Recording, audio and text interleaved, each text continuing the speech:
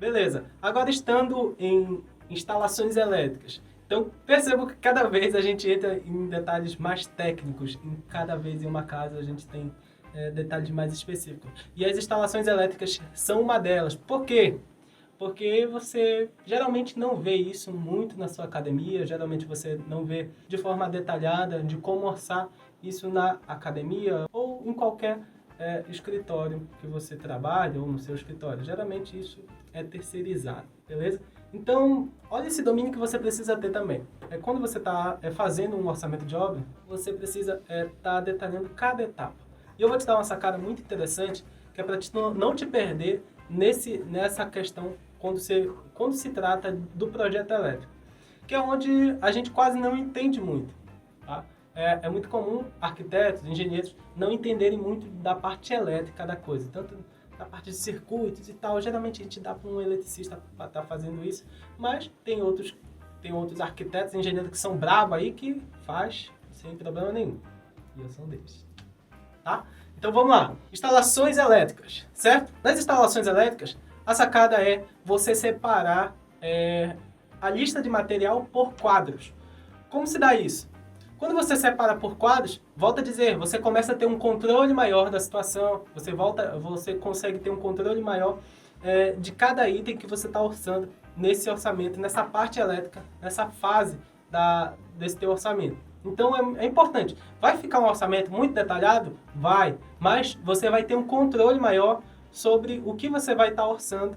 E sem contar que quando você separa por quadros, você consegue ter uma visão mais ampla do que você está gastando em cada fase, em cada situação dessa parte do teu orçamento. Beleza? Vamos lá.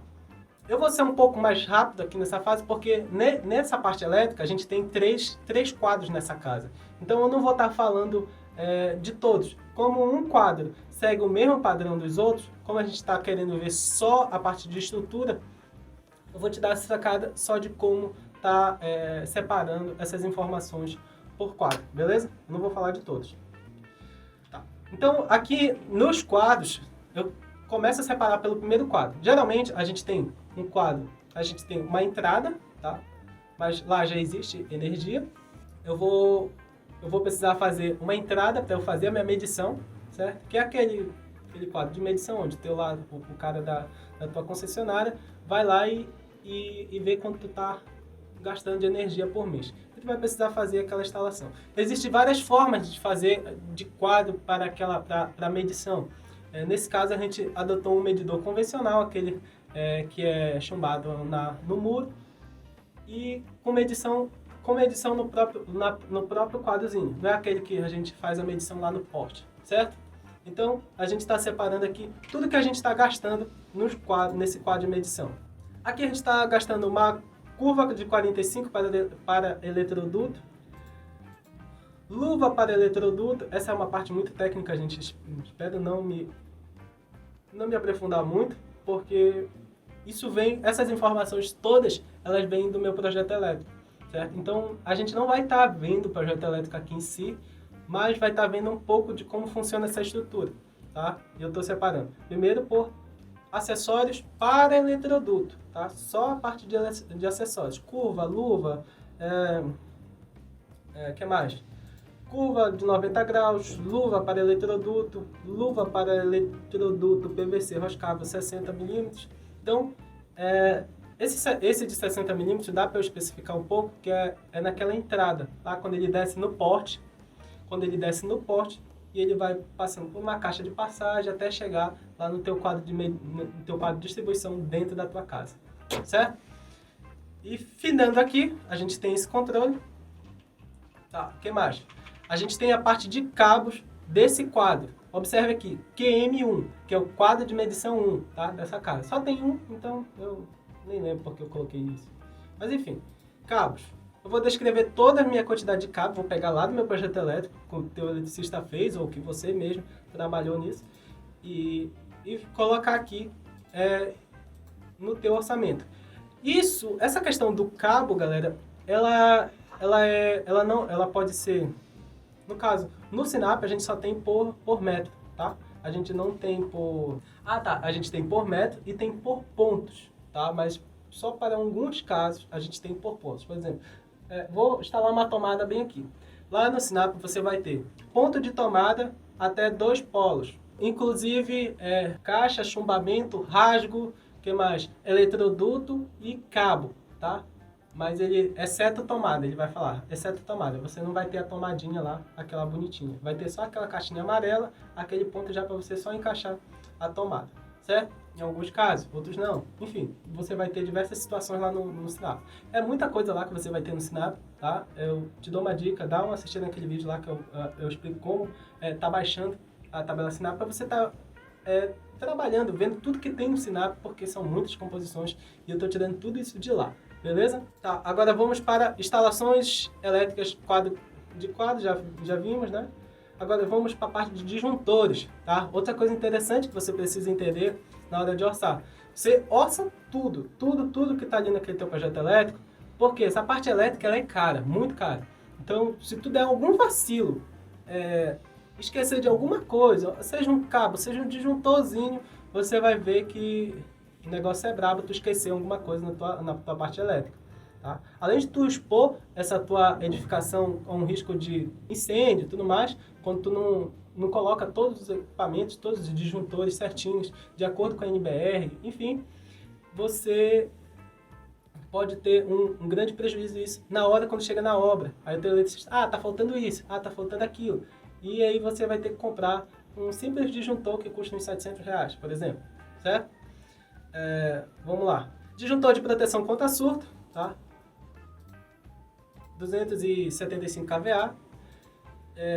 Dispositivo de proteção contra surto, tá? O que mais?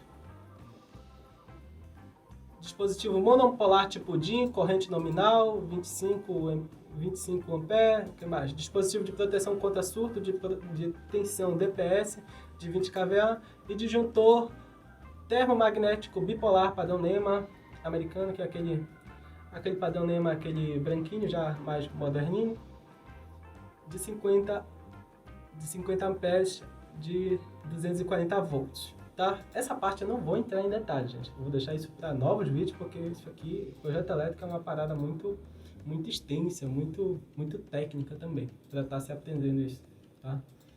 Foquem só na parte de estrutura do que você precisa estar orçando no teu orçamento, certo?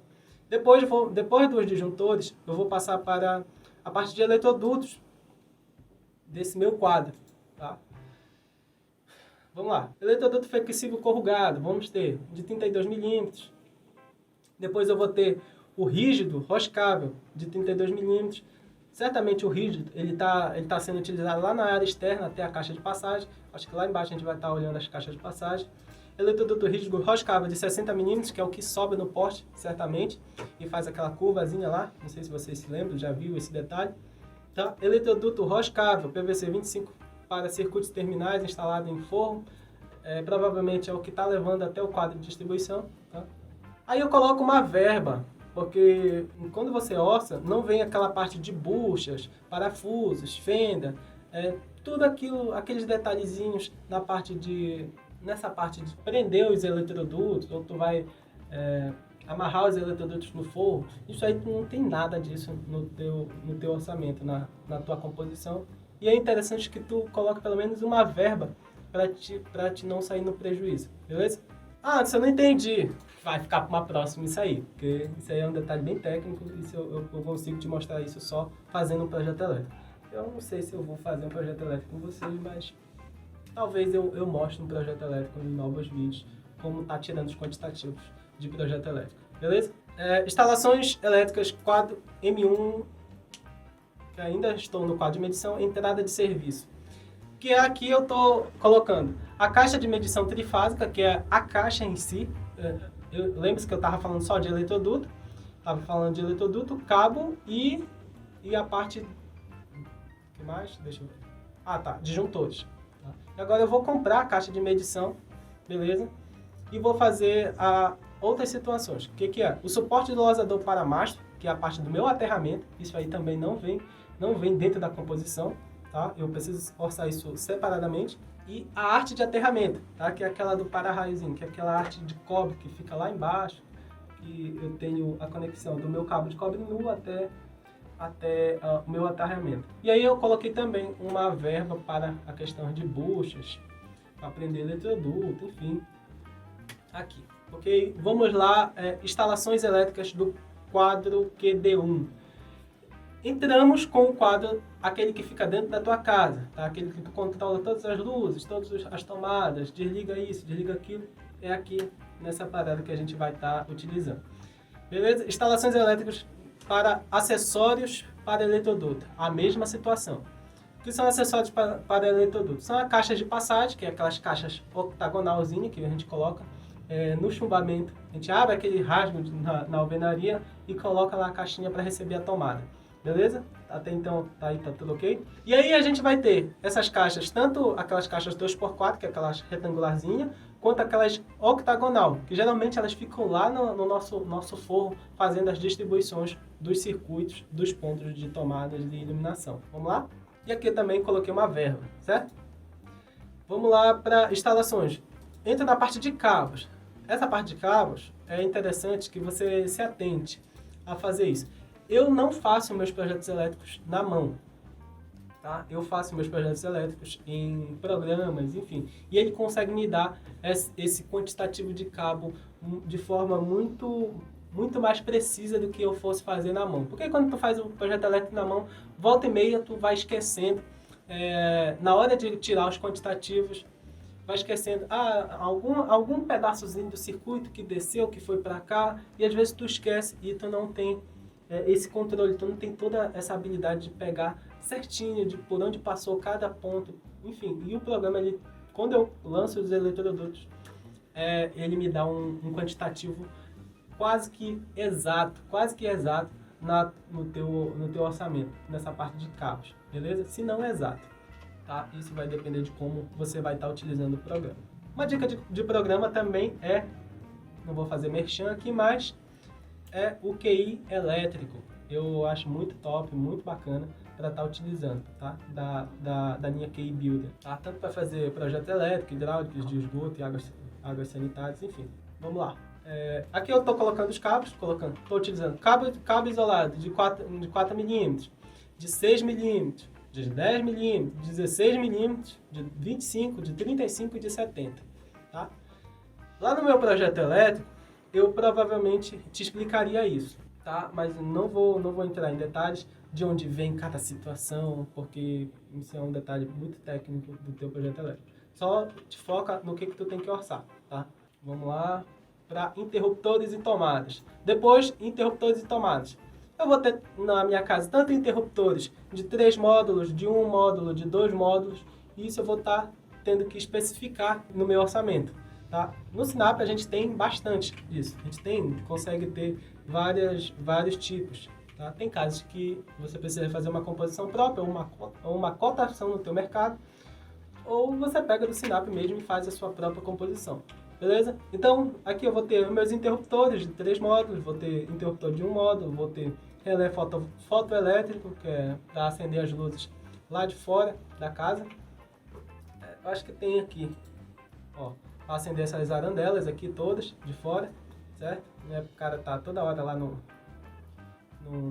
interruptor. Só uma ilustração mesmo, vou voltar aqui. Tomadas baixas de embutido, 2 módulos, tomada baixa de embutir 1 módulo. Anderson, o que é tomada baixa? É aquela que é até 30 centímetros, aquela que fica aqui embaixo mesmo, de 30 até 50 centímetros.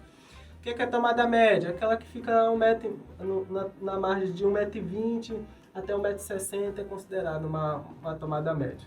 O que é uma tomada alta? É aquelas tomadas onde ficam altas, que são de luzes de emergência, que mais? Aquela tua tomada da tua central de ar, que é mais? Onde é que uma tomada alta que a gente pode considerar? A tomada da coifa. Uma outra tomada média que a gente pode considerar também é a tomada do micro-ondas, que geralmente o micro-ondas fica em uma altura de 1,60 m, quando ele está embutido. Enfim, você tem diversas situações, isso vai variar. Isso foi orçado de acordo com a especificidade do projeto elétrico. Beleza? Olha que como não é tão simples orçar um projeto elétrico, só para vocês terem noção. Vamos lá agora para instalações elétricas, quadro de distribuição na parte de disjuntores, tá? Para cada ponto, para cada parte da casa, eu tive que colocar algumas situações que ficaram com circuitos independentes, como são determinados em NBRs, e outras situações como circuitos de elétrica, circuitos de tomada e circuitos de iluminação, eu consigo colocar todos eles em vários circuitos. Porque senão, de acordo com a pessoa colocar um disjuntor para cada ponto de tomada que tu tem na tua casa. Imagina quantos disjuntores não teria nesse teu quadro e quanto não seria caro esse teu projeto elétrico, tá? Esse daqui já foi um pouco porrada, imagine agindo dessa forma, certo? E aqui eu tenho meus disjuntores bipolar, monopolar, disjuntor tipo DIN, de 16, de 10, de 20, de 25, eu tenho um de 32 e eu tenho um de 100. E eu tenho um outro de 100 que é o DR, tá? Que é o dispositivo residual.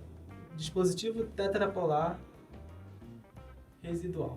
E esses padrões técnicos você só aprende na prática mesmo, fazendo projeto elétrico, conhecendo a parte da elétrica, enfim. Certo? E aqui tem um detalhe importante. Para que esse de 100 aqui? Esse de 100 é aquele que vai controlar todo o teu quadro lá. Tá? Tu vai desligar, é aquele teu geralzão que tu desliga, desliga todos os circuitos da tua casa. Beleza? É uma especificidade que dá para comentar, que é bem simples. Aí entramos agora na parte de eletrodutos. Eletrodutos, eu posso utilizar tanto o eletroduto rígido quanto o eletroduto flexível, tá? Eu vou estar utilizando aqui. Na minha casa eu tenho essas duas opções. Eu tenho o flexível de 25, eu tenho o flexível de 20, eu tenho o rígido de 25 e eu tenho o rígido roscável de 50. Esses mais com diâmetro maior, galera, geralmente são aqueles que vão distribuir até o meu quadro de medição, tá? Ou vão levar, na verdade, ou fazer uma distribuição, vão juntar vários cabos lá em cima, lá no teu forro, lá no forro, e vai entrar vários cabos, vários circuitos naquele mesmo cabo e vai levar até o meu quadro de distribuição. E é isso que acontece nesse projeto aqui, tá?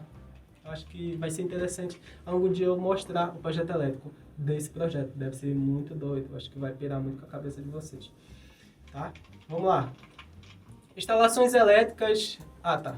Continuo no QD1 e agora entramos em luminárias. Uma sacada interessante é que você precisa estar atento a essas questões. Quando utilizar o Sinap, quando fazer uma composição própria, quando o quesito é luminárias. Tá? Quando você faz o teu orçamento, principalmente quando você faz por pontos lá no Sinap, vou colocar pontos de iluminação. Aí, se o cara não se atentar, ele coloca lá, são tantos pontos. Mas não olha lá dentro da composição que não está inclusa a luminária.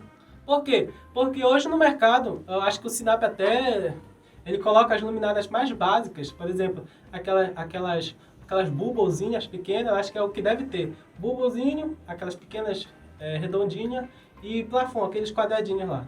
Aqueles painel plafon de LED. Acho que é o que deve ter lá no Sinap.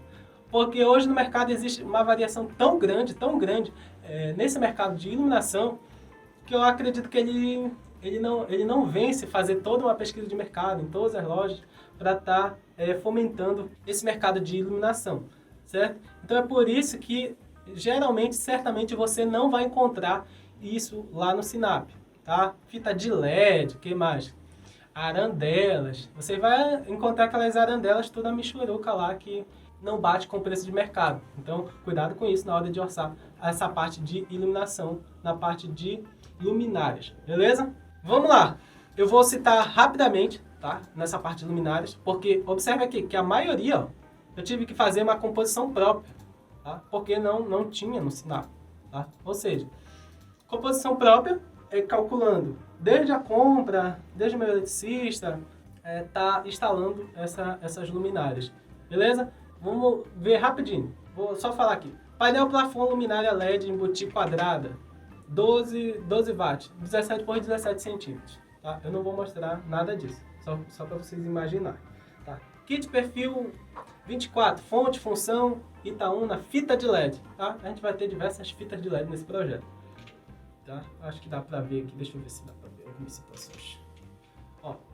Temos aqui um tipo de fita específica, tá? Mas aqui é um perfil que foi orçado. Aqueles painel plafond, tá bem aqui, ó. Os painel plafondzinho 17 por 17, esse daqui, tá? Esse daqui da frente. Que mais? Depois eu vou te mostrar aqui rapidinho, tá? Aqui as MR11, que são luminárias, pequenas luminárias para dar aquele efeito. Aqui temos as fitas de LED e aqui temos umas luminárias para eu estar iluminando a minha mesa de jantar, tá? É o que a gente consegue ver aqui nesse projeto, que eu não levei a risca. Eu estou levando a risca no projeto técnico, mas vai ficar difícil vocês identificarem tudo que está no orçamento. Beleza? Aqui, bonitinho. Tá, vamos lá. Mini espeto, mini foco. Isso aqui é um espeto ele é colocado no chão e ilumina a parte do meu jardinzinho. Deixa eu ver se eu tenho um aqui também. Eles ficam... Tem uns aqui, que eu não consigo mostrar aqui nessa iluminação. Tem outros aqui, mas eu não mostro também no projeto. Enfim, vamos ver aqui outros. Então vamos só listar, certo? LED tubular, botei em algumas situações, atrás do espelho. Luminária spot de buti. O que mais? Preto quadrado. Deixa eu ver se tem alguma situação aqui. Tem. BIOS, aqui é a marca. Spot de buti quadrado preto. Eu vou estar colocando ele bem aqui, eu acho que dá para mostrar bem aqui para vocês. Ele bem aqui nessa parte desse meu mobiliário planejado aqui. Tá, arandela LED, o que mais? Facho fechado. Balizador spot LED, que tem uma parte da calçada onde eu coloco os balizadores, que fica aquelas lumináriazinhas bonitinhas, que faz o balizamento, iluminação por onde a pessoa vai andando, ela vai acendendo. Muito doido esse projeto LED.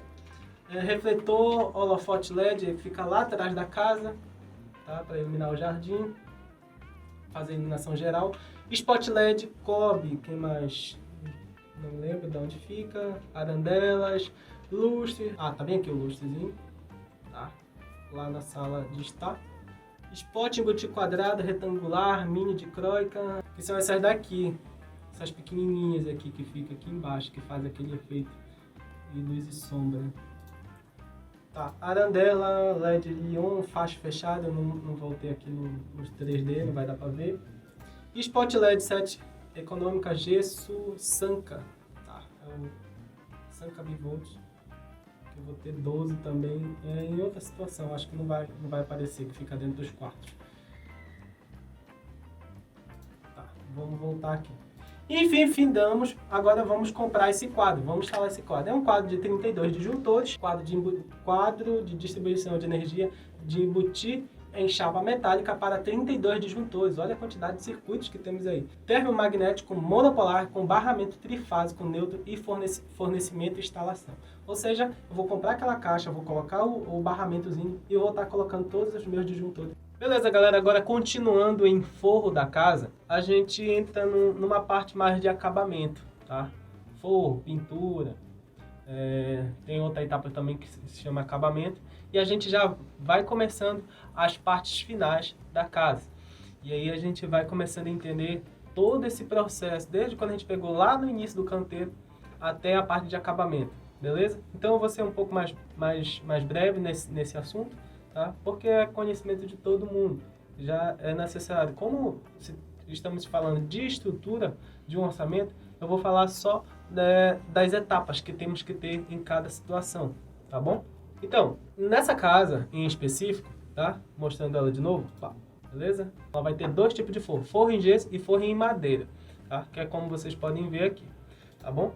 E esse forro, ele precisa ser pintado, emassado, lixado. Então a gente vai seguir essas etapas. Além de colocar o forro e fazer todo o acabamento e tudo mais, tá? A gente vai fazer, eu coloco um forro de gesso, tá? Isso aqui tudo tem no Sinap, tá? Não tem como se preocupar com essas situações. Já está tudo direitinho aqui no Sinap. Você só faz colocar a metragem quadrada e não vai ter dificuldade nisso, tá? Então vamos lá. Forro em placas de gesso para ambientes residenciais. O que mais que a gente vai usar? Aplicação manual de massa acrílica em paredes externas de casas, tá? Massa 2 demãos. Tá? É a massa acrílica. Aplicação manual de pintura com tinta látex acrílica em teto, 2 demãos. Aqui já entramos na pintura desse forro. O que mais? Forro em madeira pinos para ambientes residenciais, inclusive estrutura de fixação. Tá? A gente vai ter naquela parte lá da garagem, tá? Naquela entrada, eu vou colocar um forro de madeira. E depois eu vou ter que pintar essa madeira, tá? E eu vou pintar ela com verniz sintético brilhante em madeira. 3 demãos, beleza? Então, talvez você vai ter outros tipos de forro na sua casa. Pode ter forro, laje de forro, pode ter forro em PVC, forro mineral, enfim. Você vai escolher aí no seu modelo de forro da sua residência que você vai tá colocando, beleza? Isso aqui só trata desse projeto específico. Então é muito importante você ficar ligado nisso. Tem forros que não precisam ser pintados, tem forro que precisa ser pintado, como o de madeira e o de gesso, beleza? Então vamos lá. Pintura agora. A pintura da casa, ela tem 3 passos simples, tá? Mas bem fundamentais. Primeiro você vai aplicar em todas as paredes, tá? Aplicação manual de fundo selador acrílico em paredes, tá? O selador, isso é muito importante. Tem pessoas que pulam essa etapa e às vezes a sua pintura não fixa bacana, não fixa legal e depois de um tempo ela começa a descascar, começa a distorcer a cor. Então isso é muito por parte ou que se pintou cedo demais, tá? Se pintou cedo demais, como por exemplo, eu acabei de rebocar, aí passou uma semana, 2 semanas, já vou pintar. Não, não é assim, tá? Deixa secar bem lá tua massa, porque ela ainda está trabalhando. Aí mais ou menos uns 28 dias lá, aí depois tu pinta, beleza? Isso é muito importante, tá bom? O que mais?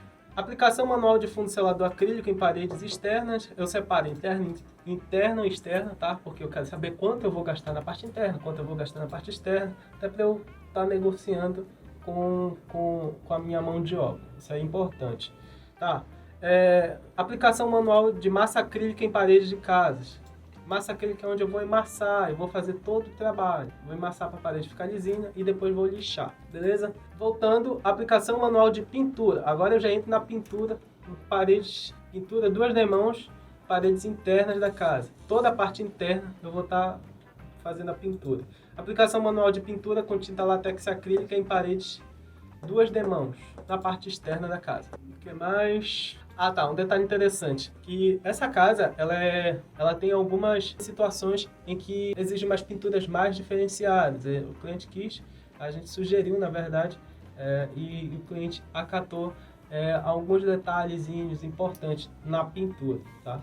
Tem pintura que a gente não utilizou uma pintura convencional e utilizou uma pintura mais de efeito, tá? E a gente vai falar na frente. E temos mais aqui, aplicação manual de pintura com tinta látex e acrílica em paredes, 2 demãos.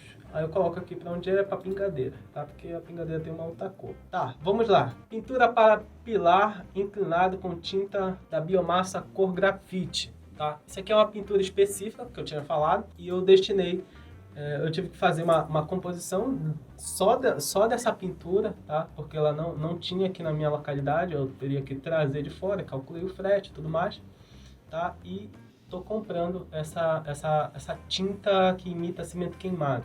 Eu queria aquela tinta específica, porque eu vi que ela dá, de acordo com a marca, de acordo com a especificação da marca, ela me dá uma textura bem parecida com como eu queria no projeto desse cliente, beleza? Que é essa aqui, ó, desse pilar aqui. Uma que imita bem o cimento queimado mesmo, desse pilarzão aqui, beleza? Vamos voltar lá. E aí eu coloco aqui, como eu fiz uma cotação, não fiz uma composição, aí eu destinei aqui um pintor e um servente, tá? Destinei 4 horas aí para esses caras pintarem isso aí, tá bom? E agora, pintura para fachadas e vigas com tinta da biomassa. A mesma situação, tá? Eu tô pintando lá essa parte dessa fachada aqui também, com outra textura, outra textura de cimento queimado. Aqui é um cimento queimado mais escuro, aqui é um cimento queimado mais claro, beleza? E aí findamos essa parte da casa de pintura. Aí chegamos quase que no final. E aqui eu vou repetir, mas eu vou passar muito rápido, que é uma parte importante, mas que ela segue o mesmo trajeto do que a gente já viu lá atrás, que é a construção do muro. Construção e reforma. Porque já existe um muro nesse terreno, tá? Mesmo que seja uma construção do zero, mas existem alguns acabamentos que o vizinho fez e ele não rebocou para o outro vizinho. Tá? Então a gente vai precisar rebocar. Tá bom? E fazer alguns ajustes. Deixa eu mostrar aqui para vocês, só para vocês se relembrarem. Tá vendo aqui, ó? Essa parte aqui todinha a gente vai ter que fazer um outro muro na lateral. Tá? Aqui tem até um erro aqui. O pessoal aqui construíram os cobogóis aqui. Tá? E aqui também estamos no lado de uma outra residência com dois pavimentos. Tá? Também não está com o muro acabado. A gente vai precisar fazer esse acabamento do muro. Tá ok? E aí eu coloco toda a parte, desde supra, desde a parte de infraestrutura até o acabamento desse muro, tudo que envolve essa parte lá da frente dessa casa. Cadê? Deixa eu ver se eu consigo, se eu tenho. Aqui dá para ver um pouco do muro, tem uma lajezinha, tem um portão, um muro simples e um painel de vidro, simples mesmo, tá? Bem tranquilo. Ok, vamos lá. E aí eu vou falar tudo que está acompanhando o muro, tá? Não se prenda a quantitativos, tá? Lembra de novo, eu vou fazer o muro do zero, tá bom? Aí eu vou ter que fazer. Aí aqui eu já coloco mais as coisas mais juntas. Eu já não detalho tanto, porque não há tanta necessidade. Como vai ser um muro, vai ser construído fora a parte. Não fora a parte, mas vai estar incluso, mas o cliente queria um orçamento só do muro, para saber quanto ia constar. Então, geralmente, você vai ter isso em seus orçamentos. Essas situações onde você vai separar o orçamento por itens, tá? Primeiro, eu vou fazer as escavações das valas, tá? Para as fundações, para as minhas sapatas. O que mais? Vou fazer a escavação das vigas baldrame com previsão de forma. Depois vou armar essa sapata com aço CA 58 mm. Depois vou fazer o pilar de arranque, tá? Dessas sapatinhas que vão ficar lá embaixo, 1,50 m mais ou menos. 1,50 m. Eu acho que é 1,50 m nessa casa. 1,50 m. Tá, o que mais? Armação de viga baldrame, utilizando aço CA 8 mm. Armação de viga baldrame, que está aqui para fazer os estribos das vigas. Baldrame, o que mais? Fabricação, montagem e desmontagem de forma para sapatas. Fabricação, montagem de formas para pilar de arranque. E fabricação, montagem e desmontagem de forma para viga baldrame. Tá bom? Vocês estão acompanhando aqui? Beleza? Tá? E depois disso tudo, eu vou começar a parte de concretagem. Tá bom? Aí eu vou fazer a concretagem das sapatas. Depois de concretagem das sapatas, você vai concretar os pilares de arranque. Tá? Depois dos pilares de arranque, a gente passa para a concretagem de viga baldrame. Tá bom? E aí a gente encerra a infraestrutura e passa para a superestrutura do muro frontal da casa. Certo? E aí a gente vai para aquela parte de pilares. E vamos ter pilares, tá? Que é a parte do portão. E aí eu vou estar colocando aqui, o que eu vou estar gastando nos pilares? As armações de 12,5, de 5, de 8, o que mais?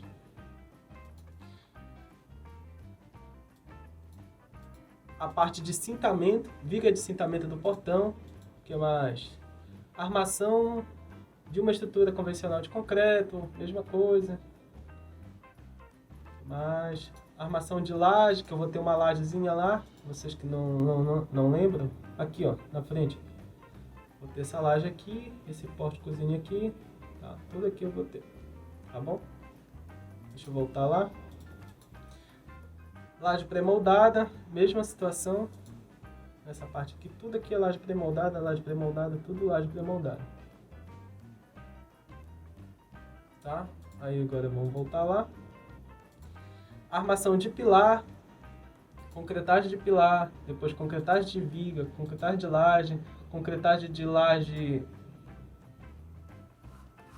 Ah tá, eu coloco aqui uma concretagem para laje pré-moldada a grandona, que é separada, que é essa grandona aqui que dá 1 e pouco, e tem essa daqui que dá menos de meio metro cúbico, essa aqui. Tá bom? E aí eu vou fazer o grauteamento da minha alvenaria estrutural, que aqui na frente eu vou estar utilizando bloco de concreto, tá? Eu vou estar fazendo alguns grautes nessa alvenaria. E aí a gente passa para a parte de paredes, tá? Passando para a parte de paredes, a gente vai conhecer o mesmo processo. Eu vou chapiscar, vou colocar minha alvenaria, depois vai chapiscar, depois vou emassar, depois vou chapiscar o muro existente, que é aquele muro lá, esse muro antigo aqui, tá bom? E eu vou rebocar, tá bom? Porque lá não tá rebocado. Depois eu vou colocar a janela do muro, tá? A porta e esse painel de vidro aqui que a gente vai ter. Janela de alumínio, tá? Que mais? Pintura do muro existente. Eu vou fazer a mesma coisa. Selador, massa acrílica e pintura acrílica. Aqui, na parte do muro, vou fazer a impermeabilização de estruturas enterradas da viga baldrame e impermeabilizações da superfície, ou seja, das lajezinhas que eu vou ter na entrada da cobertura. Tá? Aquela marquise todinha do lado, que pega o muro todinho, e a marquise também da entrada da casa. Essa daqui.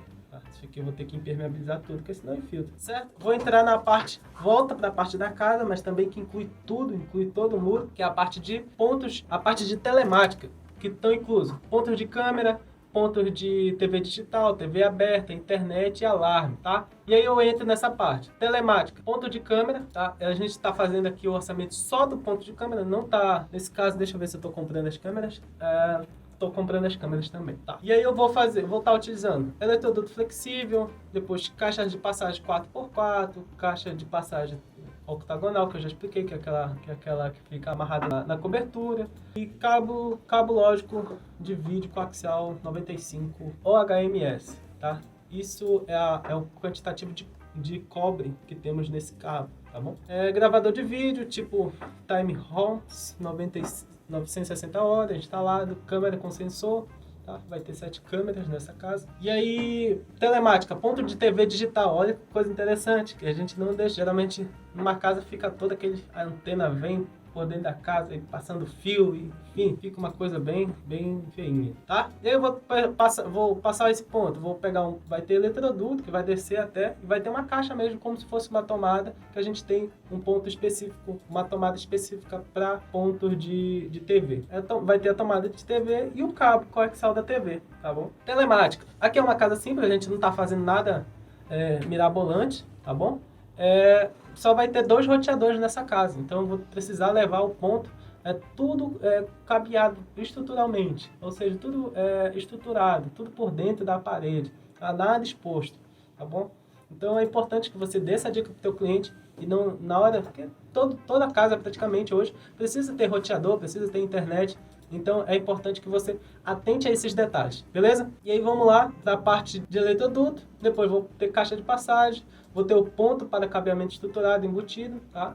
Lá nas outras bases que eu usei por ponto. Fornecimento e lançamento do cabo TP, 4 pares, CAT6. E aí a gente passa para ponto de alarme de segurança, que vai ficar lá aos redores da casa, tá? A gente vai fazer isso com eletroduto flexível, vai ter o cabo de cobre, tá? Isolado, vai precisar de um ponto elétrico para fazer isso, e as caixas de passagem 4x2. Isso aí a gente já vai deixar pronto para que quando o teu cliente contratar esse serviço de alarme de segurança, o serviço não precise estar pendurando as coisas na casa, não precisa estar colocando aquele monte de fio tudo exposto e tudo mais, tá? Tu já deixa tudo prontinho, o cara só chegar e passar a fazer a instalação, tá bom? E aí a gente entra na parte já quase finalizando, na parte final, que é a parte do negócio bonitinho, para deixar as coisas bonitas e tal, que é a parte de paisagismo. Tudo isso aqui que a gente colocou de paisagismo na casa, a gente vai ter um jardinzinho, vai ter umas palmeiras e tudo mais, cadê? Aqui na frente, na lateral, enfim, grama, tudo isso a gente vai estar colocando no nosso orçamento, tá bom? E aí eu não vou entrar em detalhes, tá? Do tipo, da especificação, porque isso vai variar de cada projeto, tá bom? Que mais? Vou ter um pergolado lá atrás. E aí a gente entra na parte de impermeabilização, que isso era para meio que acompanhar a parte, não importa um pouco a ordem, tá? Você vai utilizar seu orçamento como um todo, tá? Mas tem situações em que você vai precisar impermeabilizar e você precisa ficar ligado em qual etapa. tá? E é importante que você separe essas etapas, tá bom? E aí você vai ter impermeabilização de estruturas enterradas, ou seja, das vigas baldrames, tá? Impermeabilização de parede com tinta asfáltica até 2 demãos, considerando todas as paredes da casa, tá? A norma diz que precisa fazer impermeabilização das alvenarias até a terceira fiada da tua alvenaria, de toda a casa, tá? Para te proteger ainda mais. Aí também a gente está fazendo a impermeabilização do piso, tá? Dos pisos do banheiro, da cozinha e das áreas de serviço e área gourmet, que são as áreas molhadas da casa. A gente está impermeabilizando tudo, tá bom? O que mais? Porque a gente vai utilizar piso vinílico, tá? O piso vinílico não se dá muito bem com água, mesmo que ele seja resistente à água, seja em algumas situações onde a gente utilizou ele na casa, ele era resistente à água, mas também a gente não pode facilitar, tá? Impermeabilização dos boxes dos banheiros até 1,60 m. Onde vai pegar naquele canto do box, onde vai pegar aquele volume de água muito grande, a gente vai impermeabilizar toda a parede até 1,60 m, tá bom? Impermeabilização de superfície semiflexível 3 demãos, área de serviço. A mesma coisa, até 1,50 m. O que mais? Impermeabilização. Essa impermeabilização aqui fica em cima do tanque, tá? Impermeabilização de superfície com impermeabilizante semiflexível 3 demãos. Parede, bancada da cozinha e área gourmet, tá bom? Mesma coisa, impermeabilização de ralo, ponto de ralo. Olha que coisa interessante, quando você não faz o tratamento do ralo, pode infiltrar água para dentro da sua casa através do ralo lá da tua calha, do ralo da laje, enfim, você pode ter esse tipo de surpresa se você não impermeabilizar direitinho e fazer o tratamento com impermeabilizante nos ralos dessa casa, lá da tua laje. O que mais? Impermeabilização de superfície com impermeabilizante flexível à base acrílica, lá da laje, caixa d'água, calhas e rufos, tá? Isso aqui tudo eu vou estar impermeabilizando, tá bom? E aqui, finalizando, a gente entra, por fim, nessa estruturação desse orçamento, tá? Não é uma base para tudo, mas é o que você, a maioria das vezes, vai encontrar nas suas obras, é isso. Tá? Aqui a gente utilizou um mestre de obra, tá? Para estar cuidando dessa obra, porque vai ser uma obra longa, seu cronograma está para 1 ano, 12 meses, tá bom? Então não dá para eu deixar essa minha obra na mão dos meus pedreiros lá, tá bom? Então gasta essa grana, porque é muito importante para não sair caquinho na tua obra, beleza? E aí eu tenho outros, eu gosto de colocar aqui porque às vezes a gente esquece, geralmente é importante tu colocar essa parte em outros, tá? Porcelanato, padrão para revestimento da churrasqueira, tá? Eu vou comprar uma churrasqueira, depois essa churrasqueira vai ter um exaustor, tá? Vai ter 2 exaustores, um na cozinha e o outro na coifa da churrasqueira. Aqui vai ter uma grade de ferro de barra chata para a segurança do botijão de gás, que vai ficar lá fora.